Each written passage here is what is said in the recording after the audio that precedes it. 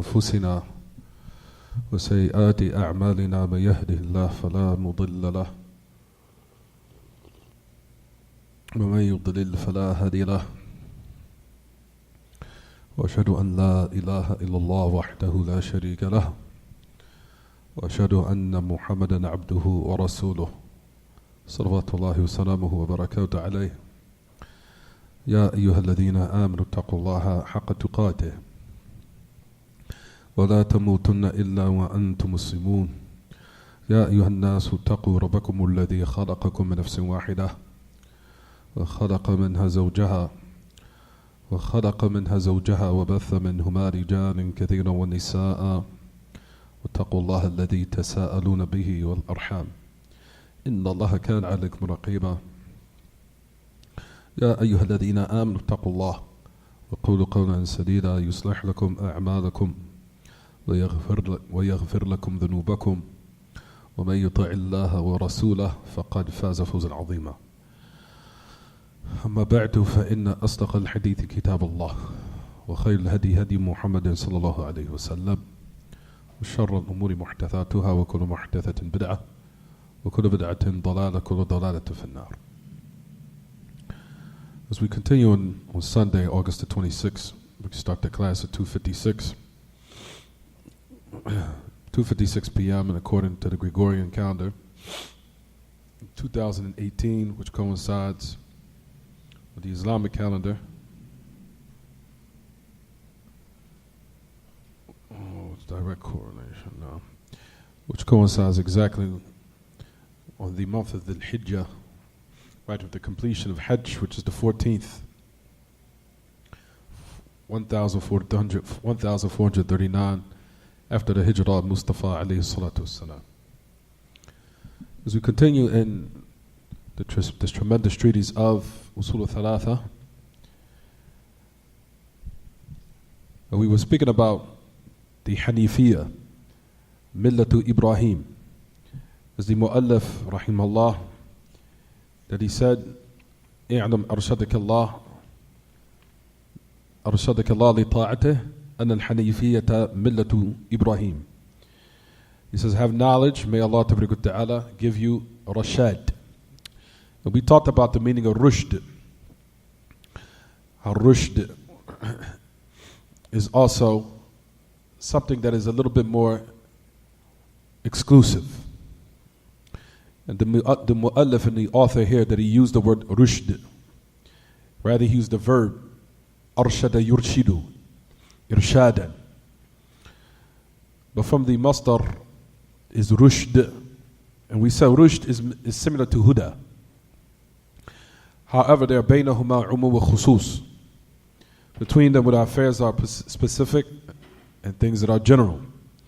But we said the word rushd is more specific, because it gathers between knowledge and also likewise one being rightly guided in his actions.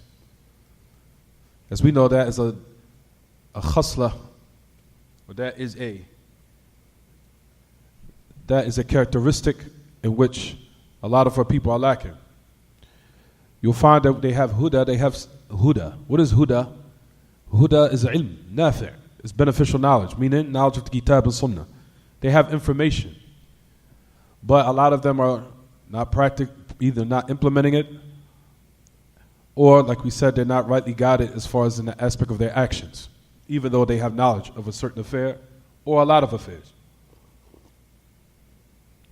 So when Allah Ta'ala in His book used the word rushd, it's not only for asking Allah to properly guide one, meaning in his understanding and in his heart, of course, but also Allah Ta'ala to give you tawfiq to bring forth the fruits of that, which is the righteous actions, which a lot of people are lacking. They have information, which is huda. The huda is beneficial knowledge. As we know the ayah where Allah Ta'ala says, هُوَ الَّذِي أَرْسَلَ رَسُولَهُ بِالْهُدَى وَالدِّينِ الْحَقِّ لِيُظْهِرَهُ عَلَى الدِّينِ كُلِّهِ وَلَوْ كَرِهَ الْمُشْرِكُونَ. He's the one that sent his messenger with the huda. And we know that the meaning of huda in the ayah is al-ilm al-nafi'. Is al-ilm al-nafi'. It's beneficial knowledge. And when the ayah where it says the religion of truth, does anyone know what the meaning of that is? If the tafsir in the ayah, which is Surah As-Saf, Allah Ta'ala says likewise, He is the one that sent His messenger with huda, meaning the correct, authentic, correct, upright knowledge. Then also it says in the ayah, Surah As-Saf, ad-din al-haq, the religion of truth. What is the meaning of religion of truth, everyone? The meaning of religion of truth is righteous actions. It's righteous actions.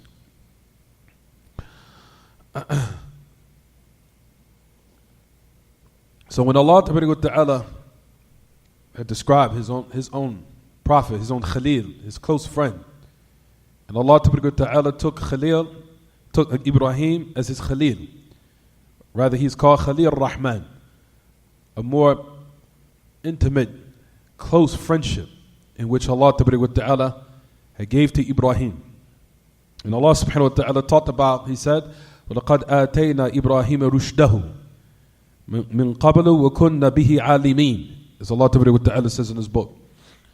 That He said, verily we gave Ibrahim his rushd, meaning that he was given beneficial knowledge, and likewise he was guided to correct actions, which is in direct correlation with possessing that knowledge.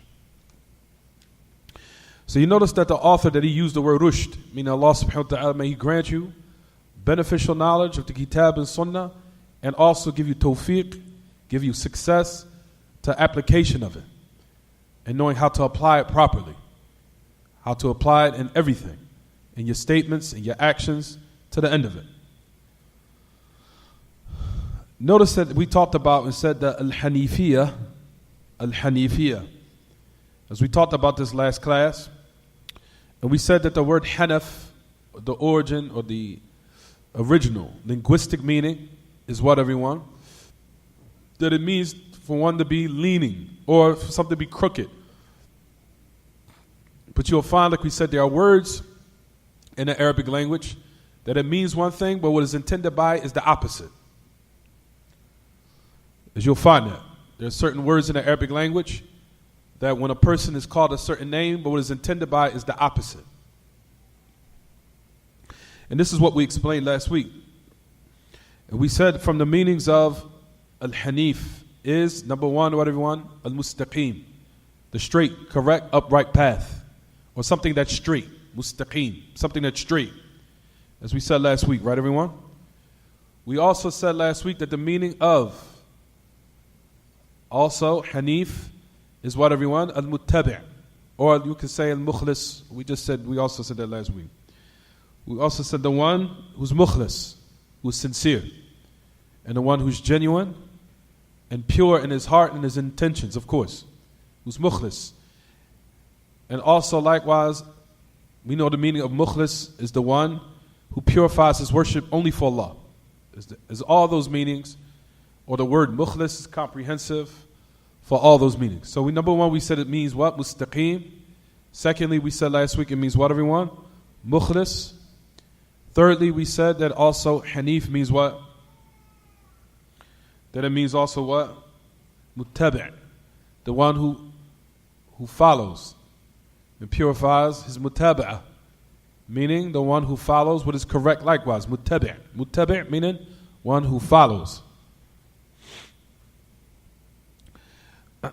We said that all of these meanings Ibrahim had possessed. All of them he had. He was a ummah. He was also described as a ummah qanita lillahi hanifa wa lam yakun min al-mushrikeen. So Ibrahim, as we know, was Hanif, and he was also a ummah. Ummah meaning qudwatun yuqtada biha fil khayr. That we know that Ibrahim also likewise was a ummah, as Allah Ta'ala had described him also in His book. كان إبراهيم أمة قانتا لله حنيفا وَلَمْ يَكُنْ مِنَ الْمُشْرِكِينَ. As Allah Ta'ala also described Ibrahim as also being a ummah, and also being qanit, meaning steadfast upon the obedience of Allah. And notice in the ayah it says, قَانِتًا لِلَّهِ حَنِيفًا وَلَمْ يَكُنْ مِنَ الْمُشْرِكِينَ. That he is also Hanif. So Allah gave Ibrahim all these characteristics and described him as possessing all these characteristics. And we said that Ibrahim him being Khalil Rahman, was given all these different type of praiseworthy, upright, noble, high, worthy characteristics that every human being would like to possess.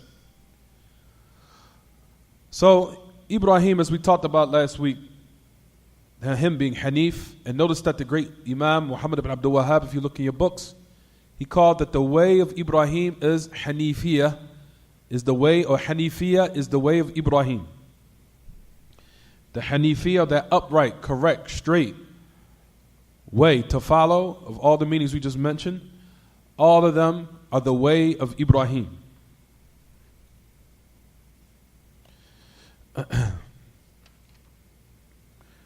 We talked about last week, even though these are the meanings of Hanif,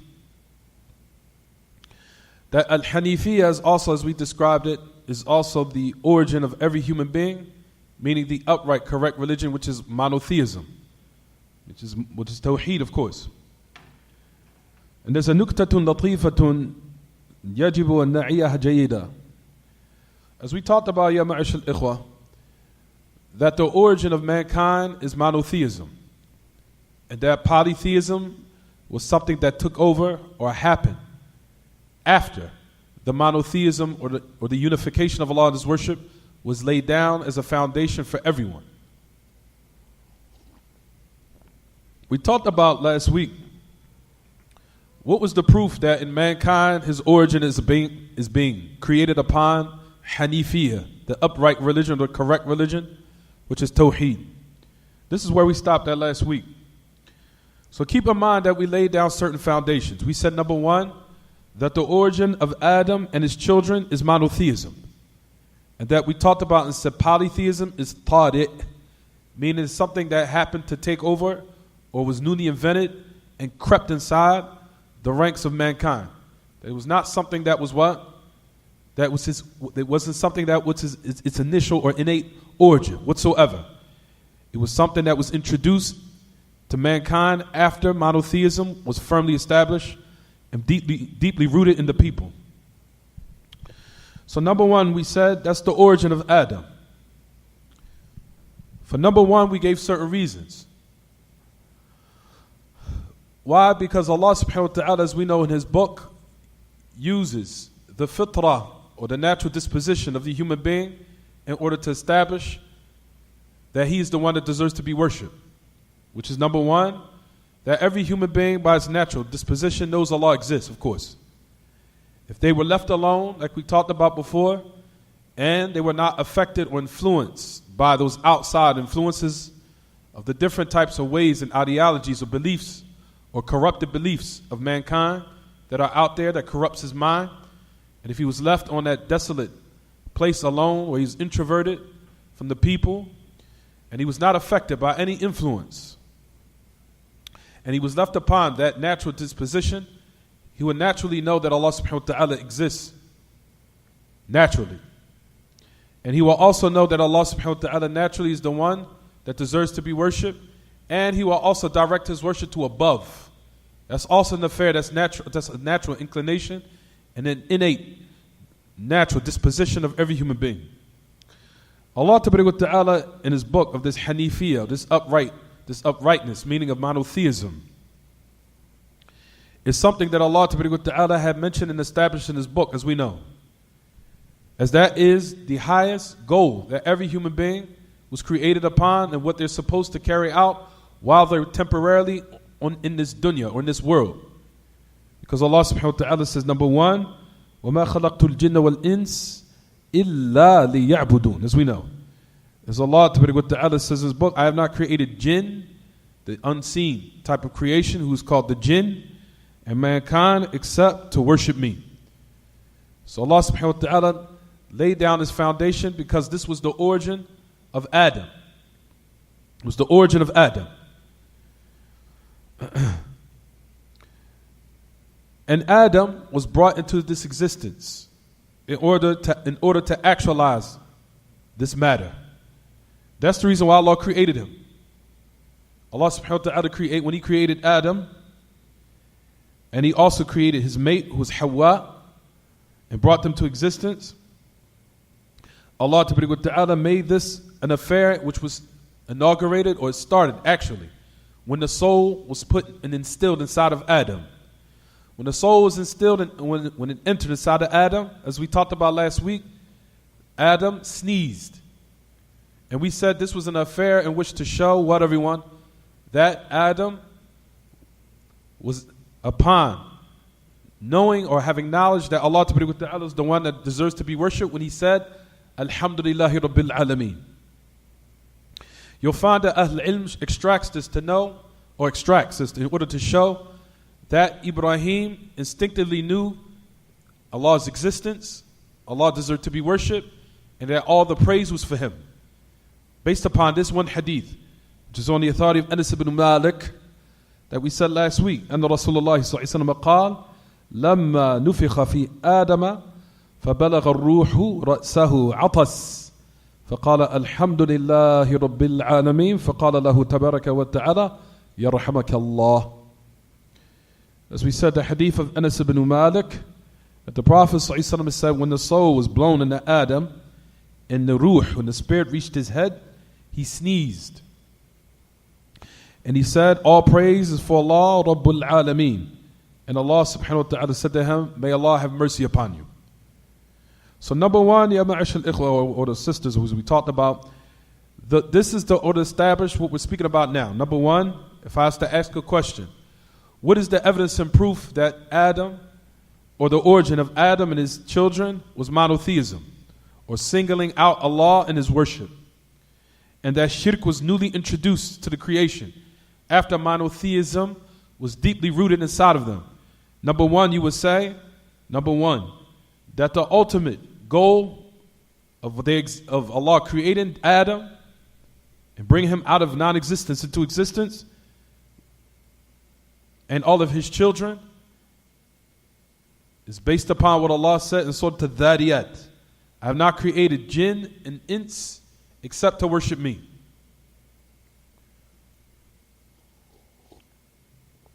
So if this is just a side point, if this is not the ultimate goal and the highest, or the reason of why they were created or brought into this existence, why wouldn't a person who's a caller start with this call? Why would he go away from that? Except that it's something extremely strange. The whole reason why human beings were brought into this existence is to actualize this matter. And for a person now to come with a political direction, then this is what we would criticize. Because this is not for why the human being was created.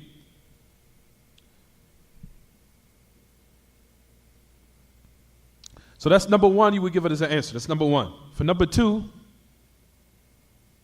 Adam and Hawa were upon monotheism, upon Tawheed. When they were first brought out of existence, brought out of non-existence, When they were first brought out of non-existence, into existence, of course. And they were the first of mankind. So that's number two.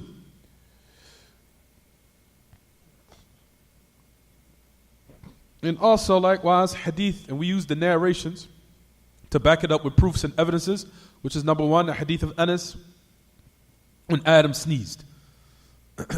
Like I said, brothers and sisters, when you hear the word, for example, Adam wasn't even taught. No one taught him this. When he sneezed, he said, Alhamdulillah. What does that show? By his natural disposition, what, everyone? He affirmed Allah's existence, and he affirmed at the same time what? Allah deserves to be worshipped. And no one taught him that. That was just something natural, instinctively Allah instilled in Adam. Right, everyone? So based upon that hadith is to show how Ahl Ilm recognize benefits in which certain people probably, they were reading in the book in their houses, they wouldn't be able to extract it. But based upon that one hadith, one is able to what? And based upon the help of Ahl Ilm, to come to this realization and also these benefits that are extracted from these narrations. So that's number two. Number three, Adam, of course we know, was the first of mankind. And not only was he the first of mankind, Adam was also a prophet, He was a Nabi. Was Adam a Rasul, everyone? Or was he a Nabi? Was he a prophet or was he a messenger? Or was he both? Throw a curveball, huh? طيب. Alhamdulillah, brother said he was a Nabi. He was a prophet, which is correct. He was a prophet. He wasn't a Rasul. But he was a prophet and he was also Mukallam. Adam was also one who Allah spoke to. He was a Rabbiyan, Mukallaman. Allah Tabaraka wa Ta'ala sent him. Allah Tabaraka wa Ta'ala created him. And Allah Subhanahu wa Ta'ala also spoke to him. And He made him a prophet. As we know, likewise, this is the third point I'm still speaking on. I'm still speaking about the third point, which is to show and establish that the origin of Adam is what, everyone? Is monotheism. And that, like we said, shirk is tariq dakhil. There was something that was newly introduced to the people. So, the third point that we're saying is that Abul Bashar, the father of mankind, Adam, was a prophet and he was also spoken to from Allah. Similar to that, likewise, the prophets and the messengers, all of them were what? Muwahhidun. All of them were upon Tawheed. All of them. Without any type of discrepancy or any type of differing, all of the prophets and messengers called to the same message, which was monotheism, as we know. Not only that, keep in mind that them calling to monotheism, they also were protected from kufr and shirk. That the prophets were also protected from polytheism and disbelief. Where am I going with this? Where am I going with this point? Where I'm going with this is, on the day of resurrection, you will find clearly, as it comes in authentic narration, which is in the Bukhari, which is in the Sahih, that on the day of resurrection, when the shafa'ah, when the intercession takes place, which is the major intercession for the people of Ahl Mawqif. Ahl Mawqif, meaning the Muslims and likewise the Kuffar and the non-Muslims and the disbelievers, all of them will ask the shafa'ah from the prophets at first, in order for the day of resurrection and the recompense and the accountability to start and inaugurate. Right, everyone? Notice that all of the prophets unanimously, none of them will say, nor they will even say, how can I say this with emphasis on it? None of the prophets and the messengers, every single last one of them, unanimously, will never mention anything pertaining to kufr or shirk that they fell into. All of them are going to say a sin of something that Allah Ta'ala forgave them for, or some of them might even mention a sin. They'll say, for example, Adam, as the people will say Adam, and they will praise him and they'll mention his good characteristics. They'll say, Adam, you are the first of mankind, you are a prophet, Allah spoke to you, to the end of it. Adam will say, I am not for this affair. Why? What will Adam say? He said, I ate from the tree. I ate from the tree. The point where I'm going with this is that all of the prophets and the messengers will all pass down the affair to Muhammad sallallahu alaihi wasallam. None of them will say, unanimously, none of them will say out of their mouths that they what? That they committed any type of kufr or shirk whatsoever. Which is to let you know clearly in the narration that all of the prophets and the messengers were protected from polytheism and disbelief. Every single last one of them. Because all of them, like we said, some of them won't even mention a sin. They won't even mention a sin of why they will say, for example, I'm not for that affair. Go to Muhammad. Or go to so-and-so. At first it's going to be passed down to different prophets until it gets to the end, of course. But all of them in the middle will say, I am not for that affair. I did such and such. I'm not for that affair. I did such and such. And in actuality, you'll find that some of those affairs weren't even sins. Or some of those affairs, Allah accepted the repentance. And some of the prophets and messengers, of course, or messengers, will not even mention a sin, like Isa. But the point of what we're trying to establish is that none of the prophets and the messengers will ever mention an affair where they said they committed an act of disbelief or polytheism or anything of that sort whatsoever. Because Ahl Ilm mention and say that if this was the case, that if they committed some type of kufr in shirk, that would have been the first sin they would have mentioned, because that is the greatest crime and the most erroneous sin and hideous and uglified sin that any human being could commit. And if that was the case, they would have mentioned it. But you notice that none of the prophets and the messages that comes in the narration will mention that. Is it clear what I'm saying so far? The fourth point, Adam ate from the tree, right everyone? No one spoke to him or taught him about the affair of the knowledge of Allah, or that Allah is deserved to be worshipped, like we talked about. Instinctively he knew this. And despite of that, you'll find that Adam, when he ate from the tree, when he fell into that sin, who did he turn to? Instinctively. Did he turn to a rock, to a tree, to a statue, to a picture, or anything that was other than Allah? No. The first one he turned to when he knew he committed that act was to Allah himself, alone. And we know that Allah Ta'ala mentioned in his book that he had accepted repentance of Adam and Hawa, as it says in the ayat, which is Surah Al-A'raf and other than them. As we know, Allah Subhanahu wa Ta'ala says, when one ayah, فَتَلَقَى آدم من ربه كلمات فتاب عليه إنه هو التواب الرحيم. As Allah Ta'ala says in his book that Adam فتلقى آدم من ربه كلمات, that Allah had took from his Lord, meaning he was inspired of certain words, Adam. What was those words? Ibn Kathir mentions in another ayah, Adam says it clearly, where he says, رَبَّنَا ظَلَمْنَا أَنفُسَنَا وَإِن لَمْ تَغْفِرْ لَنَا وَتَرْحَمْنَا لَنَكُونَنَّ مِنَ الْخَاسِرِينَ. When they ate from the tree, Adam and his mate, Hawa, and then they realized they were naked.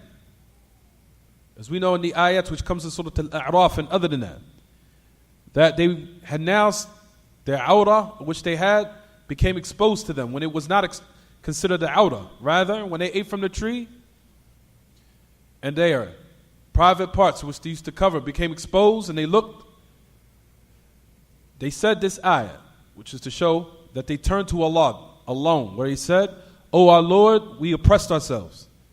If you do not forgive us and have mercy upon us, we most definitely will be from the losers."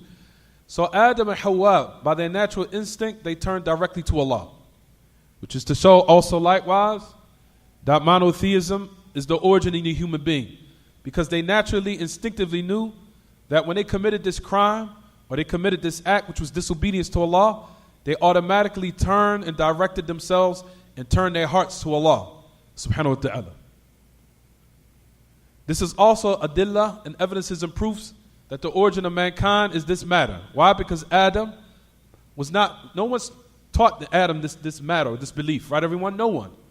Allah just put it in him instinctively, naturally, this inclination and this knowledge.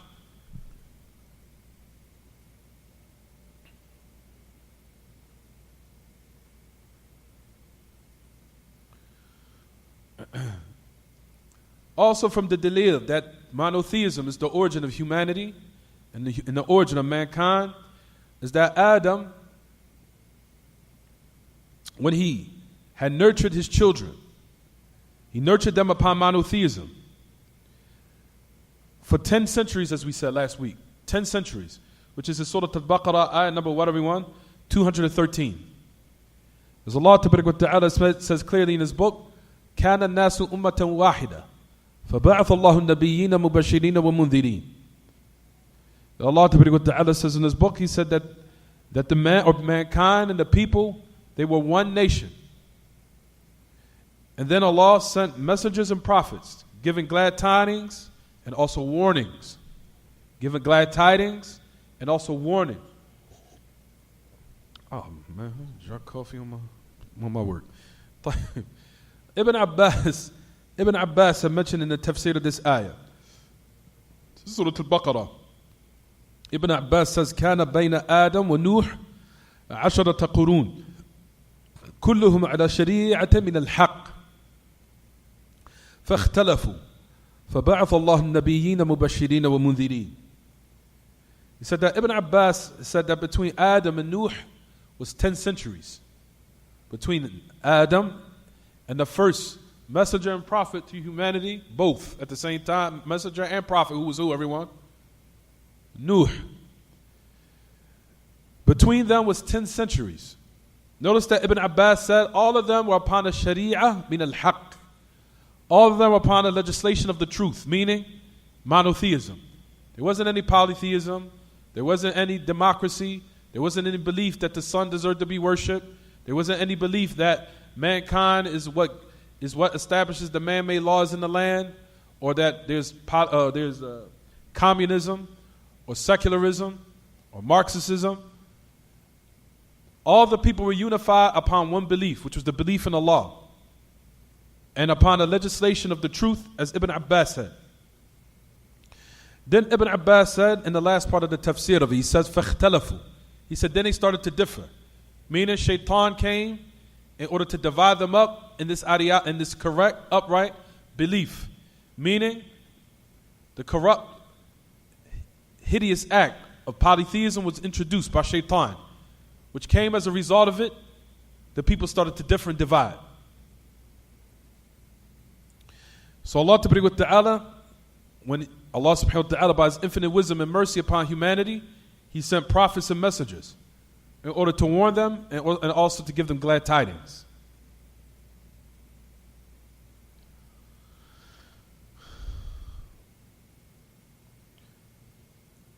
The great Imam, Shaykh al-Islam Ibn Taymiyyah, rahimahullah, he said in regards, he commented on this ayah.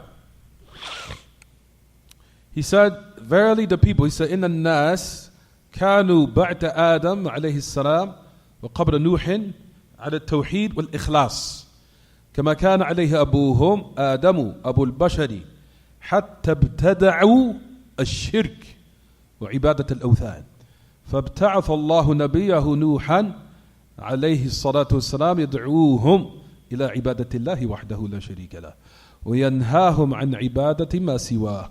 Listen to what Shaykh al-Islam mentioned in Majmu' al-Fatawa, or you can say Majmu' al-Fatawi. He said, verily the people after Adam and before Nuh, all of them were upon monotheism. And all of them were upon ikhlas, meaning that sincerely making the religion only for Allah. He says, just as their father was upon Adam. He says, until they newly invented and introduced polytheism and the worshiping of idols and statues and the creation. When this happened and occurred, Allah subhanahu wa ta'ala sent His prophet and His messenger Nuh, calling them to the worship of Allah, of course, and prohibiting them from worshiping other than Him subhanahu wa ta'ala. What is all this a proof for, everyone? What does this establish? Except that monotheism is the origin of mankind, and that polytheism was what, everyone? Newly introduced and invented to mankind. And that this is not their origin. Right? There was something to take them away from the correct path, as we'll talk about in the upcoming narrations, where Shaitan, from his plots, is to totally change the human being. And we see this taking place today, as I'll read the tafsir of it. And Allah says this in His book. Everyone has to realize that Shaitan is trying to warp you, your soul, and your outward appearance, both. And you see this is taking place every day. Shaitan wants to change the natural disposition of the human being inwardly and outwardly.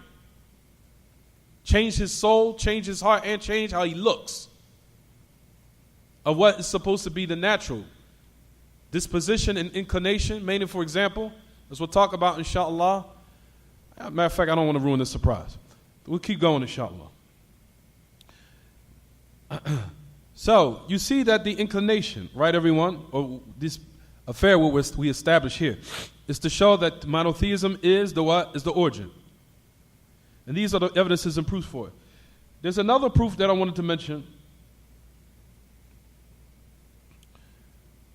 where we know that the Prophet ﷺ had also mentioned authentic hadith on the authority of Iyad ibn Himar al-Mujashi'i. Iyad ibn Himar al-Mujashi'i. Where Allah Ta'ala says in the hadith, al-Hadith al-Qudsi, or you can say al-Qudusi, you can say both. He says, وَإِنِّي خَلَقْتُ عِبَادِي حُنَفَاء. Notice it said Hanif. So we're still talking about Hanifiyya. So Allah Ta'ala described the human beings as what? He created them Hunafa. Hunafa, meaning upon the correct, upright belief of Tawheed. He says, Kullahum. Allah says, I created all of my servants Hunafa, upon the upright, correct religion and the correct inclination towards what is correct. All of them. He says, وَإِنَّهُمْ أَتَتْهُمُ الشَّيَاطِينَ فَاجْتَالَتْهُمْ عَنْ دِينِهِمْ وَحَرَّمَتْ عَلَيْهِمْ مَا أَحْلَلْتُ لَهُمْ وَأَمْرَتْهُمْ أَنْ يُشْرِكُوا بِي مَا لَمْ أُنَزِّلْ بِهِ سُلْطَانًا. He said, verily the shayateen took them away from the correct religion. He says, and they made unlawful upon them what I made halal, lawful for them. And they commanded them to set up partners with me, in which I did not send down with any authority. Or I did not send down with it any authority.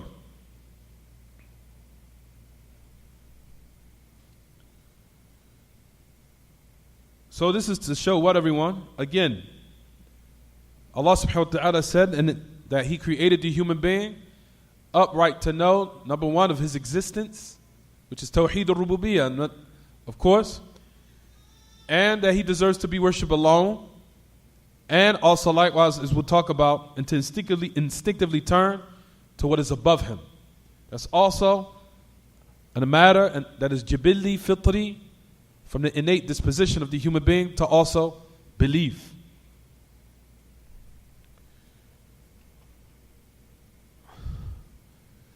Also, we know the hadith of the Prophet ﷺ, which comes in Surah Ar-Rum, ayat number 3. And also we know the tafsir of it, in which the hadith of the Prophet ﷺ explained. What am I speaking about? As Allah Ta'ala says in His book in Surah Ar-Rum, ayat number 3. It says in Surah Ar-Rum, فَأَقِمْ وَجَهَكَ لِلدِّينِ حَنِيفًا. Notice they use the word Hanif again. Hanifa. فِطْرَةَ اللَّهِ الَّتِي فَطَرَ النَّاسَ عَلَيْهَا لا تبديل لخلق الله ذلك الدين القيم ولكن أكثر الناس لا يعلمون. As Allah Ta'ala says in His book, He says, establish and make your face straight to lid-deen, for the deen that is Hanif. Hanif, which is Tawheed, monotheism.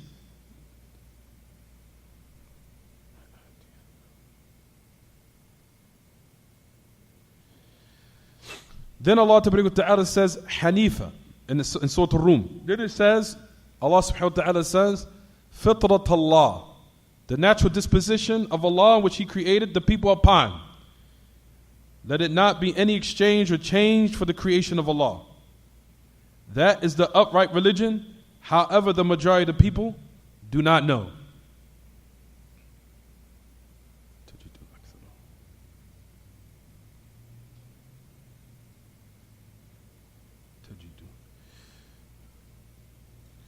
The Prophet ﷺ, when he explained this hadith, Ya ma'ash al-ikhwa wal-akhawat, he said, al-fitra, when it was mentioned, he al-asl fihi mutaqaddimatun ala al-shirki wal-dalal, as we know. We already established this. So this natural disposition is the origin. And it gave precedence, and rather it preceded polytheism, and it also preceded misguidance. When the Prophet ﷺ explained this ayah, the Prophet ﷺ mentioned it, said, there is not anyone born. It said, مَا مِن مَوْلُودٍ إِلَّا يُولَدُ عَلَى الْفِطْرَةِ, as we know. There's not anyone born except that they're born upon what, everyone? The fitrah. The fitrah, the upright disposition of monotheism. He says, however, his two fathers or two parents make them either what? A Christian or Jew or a fire worshiper or a Magian, which is like a fire worshiper. He says, just as you see, when the beast or when the animal gives born, or when he gives born to a birth, where the horns and everything is in its proper place, and as far as its creation. He says, كَمَا تُنْتِجُ الْبَهِيمَةُ بَهِيمَةً جَمْعًا فَهَلْ تُحِسُّونَ فِيهَا مِنْ جَدْعًا. He said, just as you'll find that the animal giving birth or offspring to that upright animal where nothing has been misplaced or distorted or manipulated or mutilated. Everything has been properly put in its place. He said, do you see anything when they give birth where it's actually their horns or something is cut off or something mutilated? Meaning that it's not in its proper place, that it's been distorted, or it's been mutilated, or it's been thrown off. So the Prophet ﷺ was given this example to show that everything has been what? Even the animals instinctively know that Allah Ta'ala exists likewise.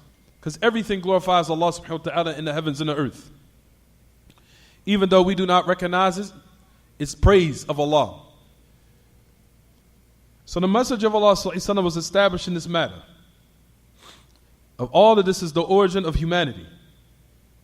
In which Ibn al-Qayyim had also mentioned and said in his book called Shifa'ul Aliyil. As Ibn al-Qayyim has said, this is frank, that the human being is born upon the way of Islam. Every human being, without any exception. Also likewise, brothers and sisters, I want to give a tafsir of an ayah. That shaitan, you'll notice from his plots and his head of all of his plots is what, everyone? The head plot that he wants to accomplish for every human being, without any exception. Shaitan doesn't start with his plot as far as different types of disobedience or makes Allah subhanahu wa ta'ala angry with the human being. He has a plan, he has a map. Meaning he has a plan that he starts off with. His plan, as we know, is mentioned in the ayat, which is the Surah Al-A'raf. Ayat number 17. Surah Al-A'raf. Surah Al-A'raf. The ayat, or the surah called Surah Al-A'raf. Al-A'raf. A'raf, people will say, what is A'raf? A'raf is the plains. Meaning the plains of on the day of resurrection. Meaning that there are going to be people on the day of resurrection that are going to be in the middle. They're not going to be in hell, nor are they in hellfire. They're right in the middle. The story is real interesting. That there are going to be people that's going to, their sayyat is going to be equal to their hasanat. And they're going to be asking Allah Ta'ala to say, join us with the people of paradise. When they're going to be looking at the people of hell, and then they're going to be looking at the people of paradise at the same time. Whose sins and their good deeds were equal. And they're going to be standing on this plain called the A'raf. That's the reason why it's called Surah Al-A'raf. But at any rate, Surah Al-A'raf, ayah number 17, Shaitan has established what is his plan for every human being. He establishes it.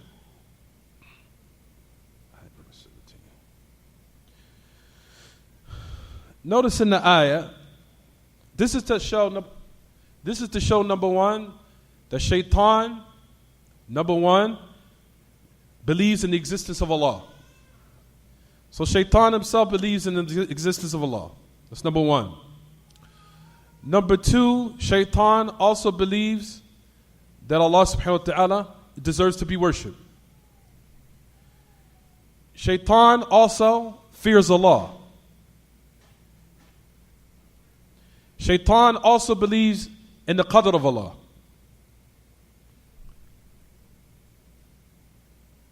As all these, what I'm saying, everyone has proofs and evidences to it. And Shaitan knows that the correct belief is the tawheed of Allah. And that's what I'm going to speak about right now.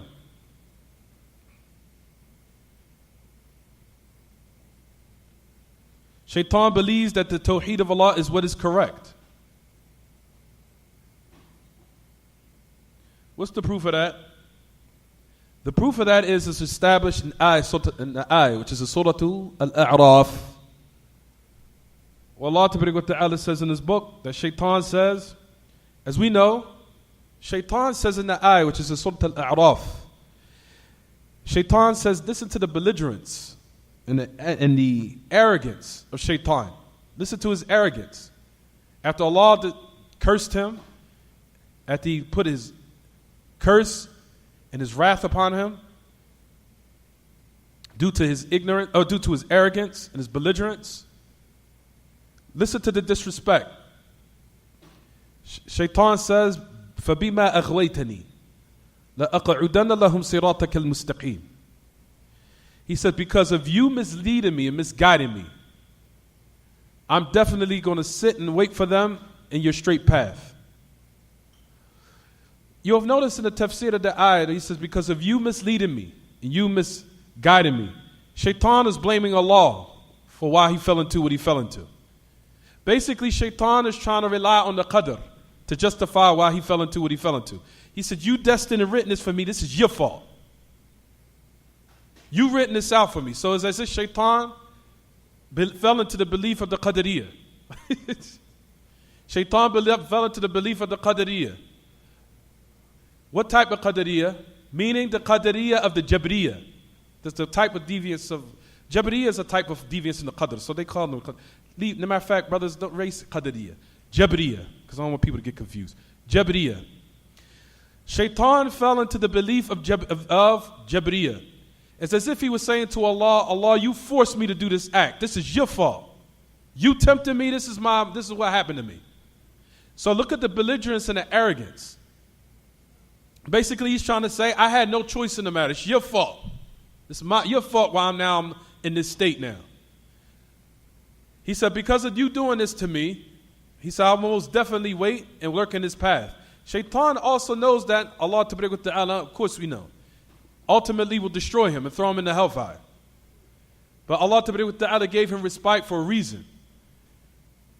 The respite was to what? To test the children of Adam by him. That's all. That's the reason. To use him as a test and a trial for Bani Adam. Hence, Allah subhanahu wa ta'ala, as we know, can wipe Shaitan out in a blink of an eye or more powerful than that. But He let him give him respite for a time in order to live, to test the children of Adam. To test them. To see if they were going to obey Him and call to His call and obey. His different calls and His different types of temptation and plots and tricks. So notice that Shaitan says, because if you misguided me, as it says in the ayah, I'll most definitely wait in a straight path.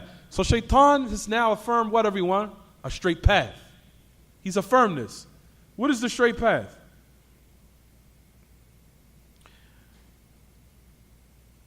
Shaitan says, because of you misleading me.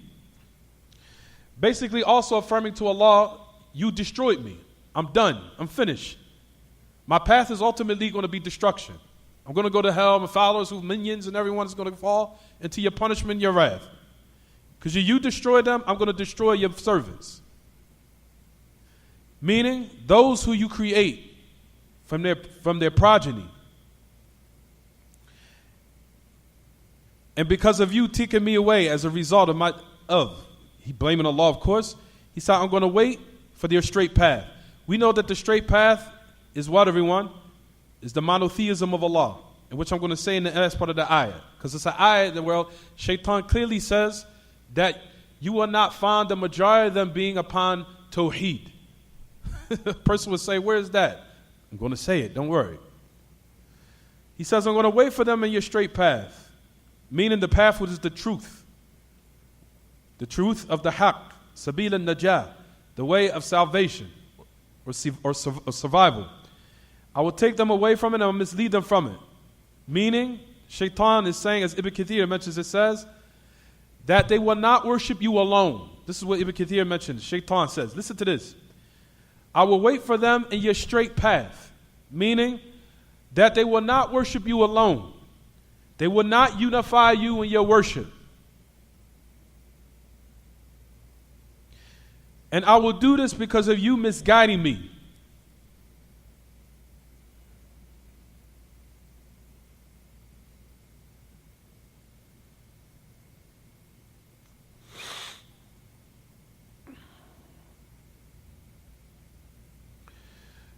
طيب. Notice in the ayah, Allah subhanahu wa ta'ala says in his book that Shaitan says, I'm going to come from in front of them.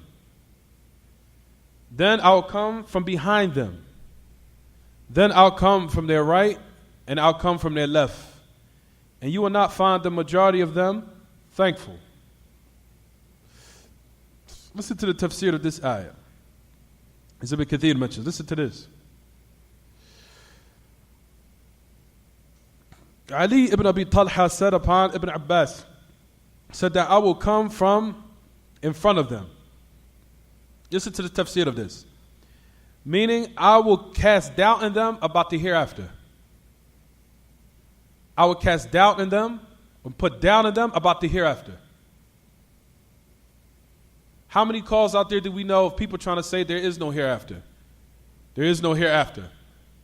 The only thing you see is what you see in front of you. That's it. Once you die, that's it. There's nothing else that comes afterwards. How many calls that we hear, there are people that actually call to this type of evil call? Doesn't that not exist? So Shaitan says that me coming in front of them, he said, I will cast doubt on them about their what? Their hereafter. Ushakkikuhum fi akhiratihim. Ushakkikuhum. I'll cast doubt in their hereafter.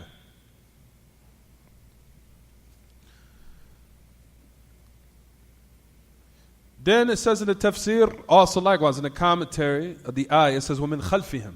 Then I will come from behind them. Meaning, listen to this. أُرَغِّبُهُمْ فِي دُنْيَاهُمْ. He says, I will make them desire the worldly life. I think that's self-explanatory.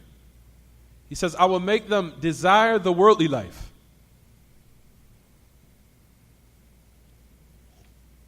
Meaning that the people are their ambitions and hopes and their dreams, everything is about this world. Not preparing for the hereafter, what's the permanent world that's coming to everyone. And it's inevitable. Not preparing for it. Everybody's focus is on rectifying what? What's going on in front of them right now. Which is correct. As far as if it's something that's going to aid you in the hereafter also. Because we know taking care of our families and our family ties and taking care of our children is gathered between and rectifying this world and our what? Our hereafter. So it's both. But he's talking about what, everyone? He says, I will allow them to their focus and everything, and their interest, everything is in this dunya. So that's the meaning of coming from behind them. Then Shaitan says, and then I will come from the right of them. I will come from the right of them. Listen to what Ibn Abbas says about the tafsir of this ayah. He says, when I come from the right of them, he says, أُشَبِّهُ عَلَيْهِمْ أَمْرَ دِينِهِمْ. I will cast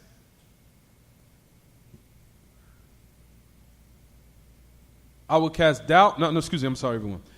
I will make ambiguous and unclear and cast doubt as far as doubtful matters. Meaning making it unclear.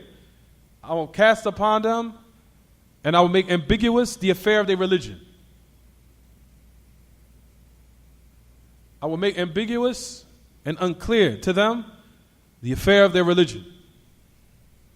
Meaning that Shaitan is going to set up certain callers to cause confusion and doubt, casting doubt in your heart about the truth. He's going to set up certain callers, certain people, in order to what? Make what is clear as the religion, the upright of Allah, what? Ambiguous. A doubtful matter. أُشَبِّهُ عَلَيْهِمْ أَمْرَ دِينِهِمْ. So I'll make them confused and I'll make the affair of their religion ambiguous. I'll make them confused about the correct religion. I think that's self-explanatory too. We see that taking place all around us. Then Shaitan says, I will come to them from the left of them. What is the meaning of that? Meaning, أُشَهِّلَ لَهُمُ الْمَعَاصِي. He says, then I'll come from the left of them. Meaning, أُشَهِّي لَهُمُ الْمَعَاصِي. I'll make them desire and I'll decorate for them disobedience. I'll make them desire and I'll decorate for them disobedience.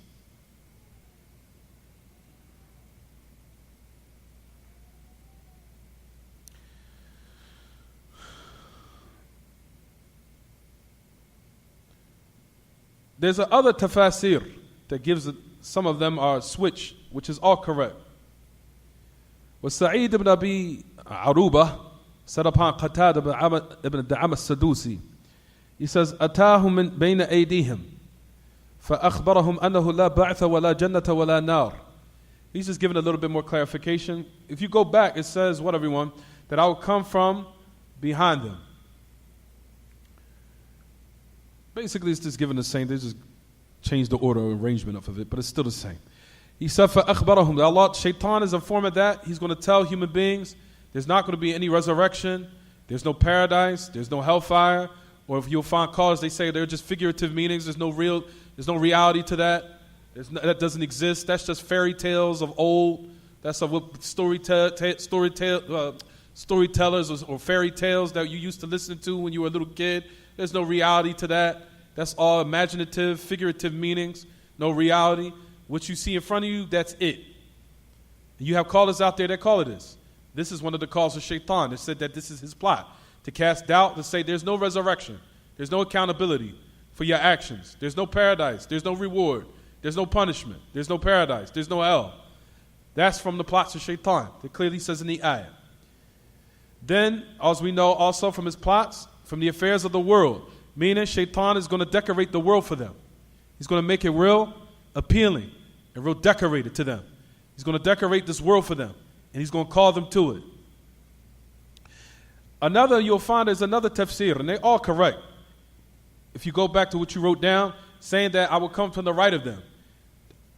There's another tafsir of it, and all of them is correct, all of them. This is from khilaf, what they call khilaf tanawwu', which says that I will come to them from the right of them, meaning from the aspect of righteous actions, I will make them desire not to do it. Meaning I'll slow them down, and I'll discourage them not to do it. Meaning I'll come to them from the aspect of good deeds, and I'll slow them down and discourage them. We see that now. How many brothers and sisters need to be taught? I keep telling them in the masjid. It's easy. You can attain reward. Just teach a child, teach your son, teach the people that became Muslim Surah Al-Fatiha. And Shaitan, what does he put in your head? Oh, you're too busy. You don't have 5 minutes. You're too busy. You don't have 10 minutes. You're too busy. Oh, that's nothing. Why would you want to teach somebody that? That's nothing to you. Aren't you too busy? And in your mind, you'll say, yeah, I am too busy. Let me keep it moving. Good actions, I'll discourage them from doing it. Slow them down. Also, likewise, it says, I'll come from the right of them. Also, likewise, I already gave the tafsir of it. There's another tafsir where it says from the right of them. I mean, from the left of them, sorry. From the left of them, Shaitan will decorate, of course we know, he would decorate evil actions and disobedience. And he will call the people to it. And he will command them to do it.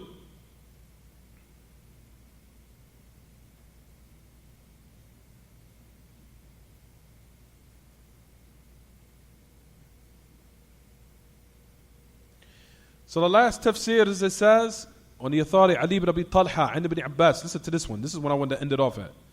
When Shaitan says, you will not find the majority of them thankful. Listen to what Ibn Abbas says. He says, the meaning of you will not find the majority of them thankful, meaning you will not find the majority of them upon tawheed. That's what Ibn Abbas says. قال ابن عباس قال تجد أكثرهم شاكرين يعني موحدين upon tawheed. You will never find the majority of them unifying Allah in His worship.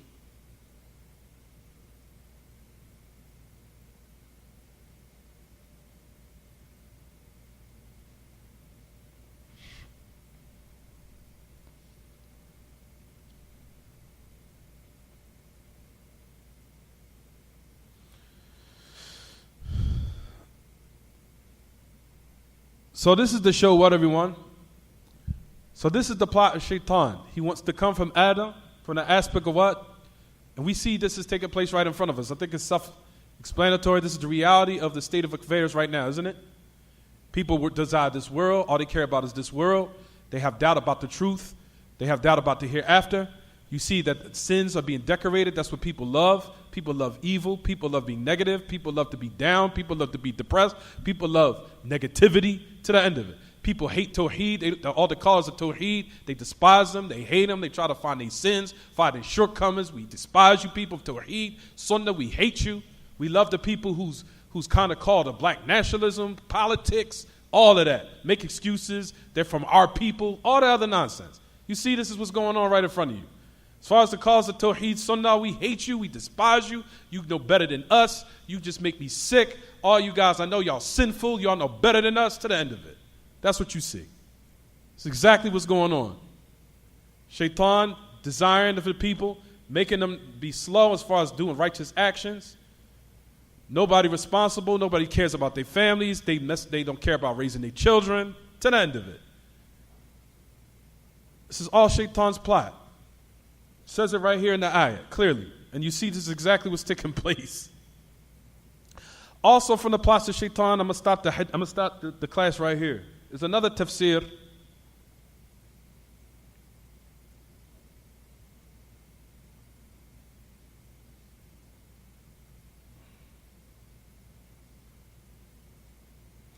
There's another ayah, and I'm going to leave it off right here and we'll stop because we've got to start the next class. Where it says in another ayah,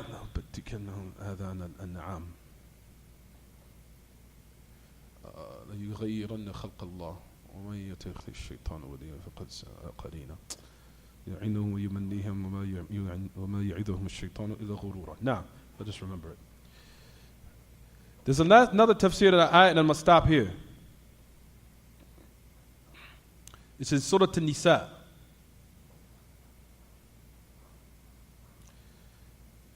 Surah An-Nisa, which is also connected with what we're speaking about now. The point I'm trying to mention is, everyone, Shaitan, his plot is, number one, is to what, everyone? Take everyone away from monotheism first. You'll find it, which we'll talk about if I have some time. Shaitan, as Ibn al-Qayyim mentions in Bada'i al-Fawaid, and if I have time to discuss this, I will. Shaitan has so many plots, so many ways and traps that he set up for the human being. So many. But Ibn al-Qayyim, he says that you can summarize it in 6 points. He says Shaitan starts with, at the top of the list, he said he tries to get the human being to fall into polytheism or kufr first. He says once he does that, he says he relaxes a little bit. He says istirah. Like he takes a relaxation, like, good, got him.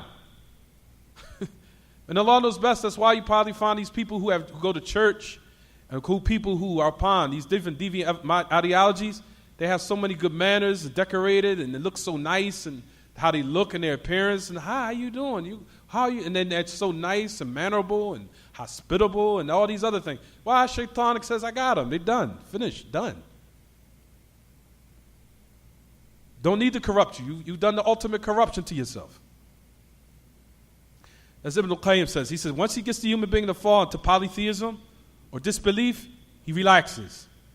He says if he doesn't get on the fall into polytheism and disbelief, he says he goes down the notch. He goes down the next plot. Listen to this next plot. Get him on the fall into bid'ah and being from his people.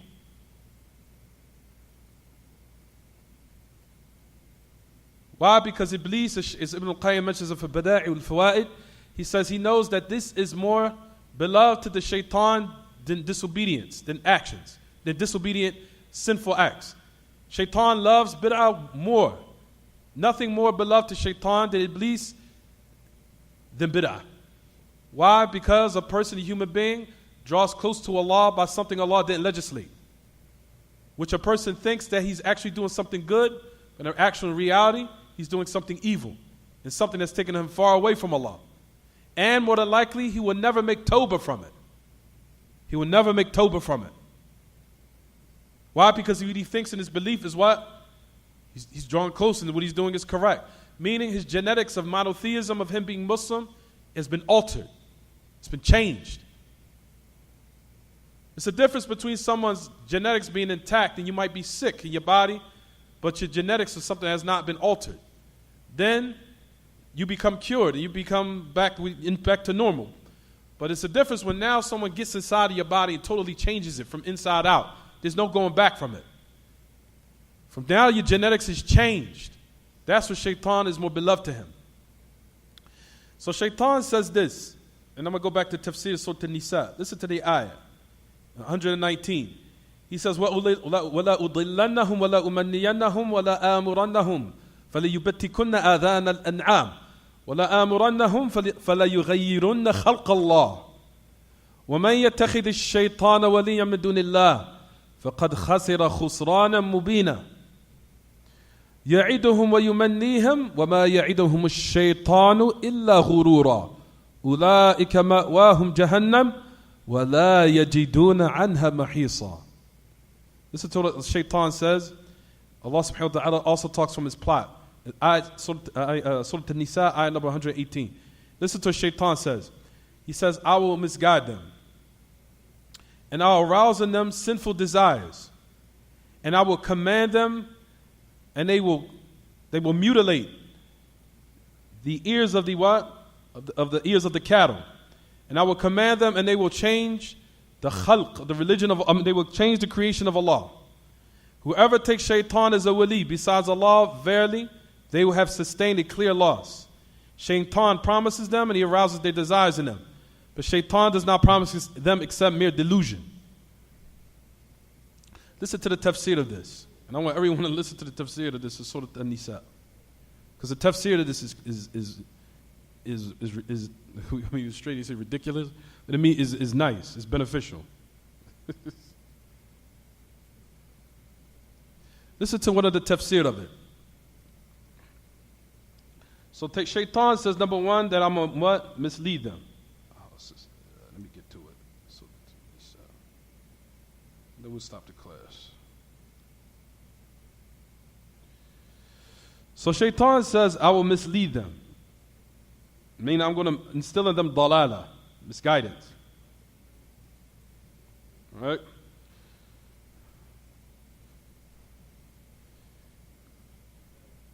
Ibn Kathir mentions, it says, about the tafsir of this ayah. As we know, Ibn Kathir starts off and said that I will mislead them. What does he start off with?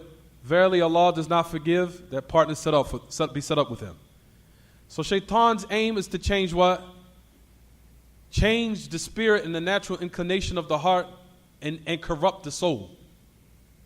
And he starts by doing that by what? By instilling in them polytheism and disbelief, right? So that's shaitan. He's trying to corrupt the soul of Bani Adam, right?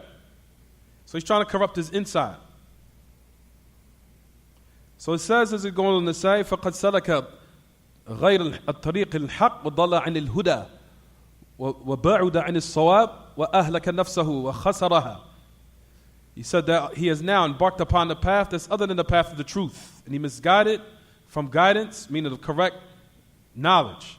And he became far remote and distant from what is correct. And he destroyed himself. And he's at evident loss in this world and the hereafter. And he has left off the happiness of this world and the hereafter, of course, because of this. Oh, man, subhanAllah. Why did they move it there? I hate it when one does this. No, here it is. So he said in this particular ayah, that also from the corruption of shaitan is to corrupt the inside. Then you have corruption of the outside. Listen to this. What shaitan says in the ayah, what everyone? That I will make them slight or mutilate the ears of the what? Of the animals of the cattle, right everyone? Then it says in the last part of the ayah, that it says that they're going to change the creation of Allah. Listen to one of the tafsir of the ayahs. It says, قال قتادة والسدي وغيرهما. That when he says he's going to slight the cattle, أي تشقيقها وجعلها سمة وعلامة للبحيرة والسائبة. That he said that they're going to take the animals and cut them and mutilate them and make them a sign or brand them. Brand them, they change their creation by mutilating them, then brand them with a branding of polytheism, which to be utilized as signs for what? Of worship or something that is for their idols, of course. That's one meaning. Ibn Abbas says that also from slighting or mutilating the animals is that they're going to khasa' ad-dawab. As we know, also likewise, they do this today, which is what? To castratize the animals. To castratize is the what? To castratize, as we know, was the what? To remove their private part or whatever. He says, وَكَذَا رَوَى عَنْ ابن عمر وأنس وسعيد المسيب وعكرمة وأبي عياض وأبي صالح وقتادة والثوري في حديث النهي عن ذلك. Not to castratize the animals or the cattle. So that's one meaning. Listen to this. وقال حسن بن أبي الحسن البصري يعني بذلك الوشم. When he says that Allah, when the shaitan says, I'm going to change them, meaning in their inward sanity or their inward uprightness, I'm going to change it, I'm going to alter it. Then shaitan says, I'm also going to likewise change their outward appearance. Listen to what Hassan al-Basri says. From the way he's going to change their outward appearances with tattoos. Tattoos. Hassan al-Basri said, al-washim. Al-washim is a tattoo in Arabic. He said, fi sahihi Muslim, the prohibition for al-washim fil wajh wa fil lafz, la'an Allah min fa'ila dhalik. That one branding himself or making a tattoo in his face. And in the wording, Allah has cursed the one who does that. Fi sahih, an ibn Abbas, an ibn Mas'ud, as we know. La'an Allah al-washimat wal-mustawshimat. Allah curses the one who gets tattoos and the one who puts it on, the ones that puts it on their bodies. وَالنَّامِصَاتُ وَالْمُتَنَمِّصَاتِ. And also the women who pluck their eyebrows, who shape it up or change it. All this we see taking place. All this right now we see taking place. It's right in front of us. The women that take their the namisat and the mutanammisat, the one who cut their eyebrows or they slide or they change or they cut it, and the one who does it to them. وَالْمُتَفَلِّجَاتِ لِلْحُسْنِ. And the women back in that time, they used to do some type of procedure to carve their teeth in a certain way, which was considered a so-called, back in that time, a form of beautification. That they also were going to separate or carve their teeth in order to make their appearance be more beautiful or appealing. He says all of this is considered from changing the creation of Allah. So you see that from the plots of shaitan was to corrupt the human being. What? Ultimately to say, inwardly and outwardly, both. Was to corrupt, a full corruption. Corrupt your mind, corrupt your heart, corrupt your soul, and corrupt your body. All of it. And this is what we see taking place today, right or wrong?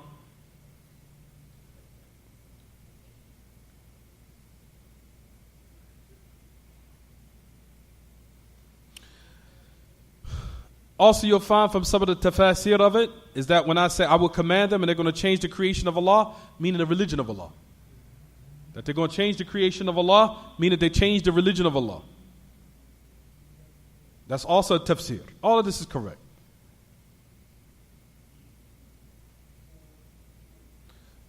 So we'll stop here, inshallah, and we'll continue this next week. I don't mind, like I said, me taking time with these books because these books are of the utmost importance. That's the reason why we firmly try to stick and bring the fawaid or the benefits because it's very beneficial. We'll stop here, inshallah. هذا وصلى الله وسلم because I start the next time. هذا وصلى الله وسلم وبارك على نبينا محمد وعلى آله وصحبه وسلم وسبحانك اللهم وبحمدك وأشهد أن لا إله إلا أنت أستغفرك وأتوب إليك. Any questions about the lesson? ومن كان من الله تبارك تفضل.